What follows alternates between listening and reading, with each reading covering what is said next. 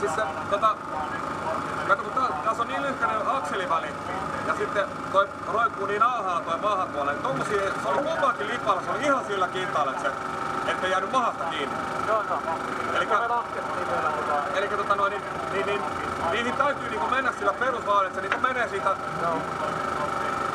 siis rullaa yli tavallaan. Elikkä saat se vaunikolla niinku ennen kinkamaa, että se niinku menee sillä perusvauhdilla, ei tarvitse mitään karmeita vauhtia, mutta muotoille nyt oli ajolinjat ja kaikki toi, nimenomaan tuolta kun tulit alas, niin sä näit sen tuosta se linja hyvin ja oikeassa kohtaa avasit ja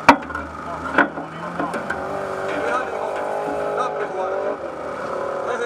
Esimerkkinä näin, että toi äskeinen pätkä, lähden tosta viivalta, roikaset sen vittu sen perus niinku vauhtiin tosta heti.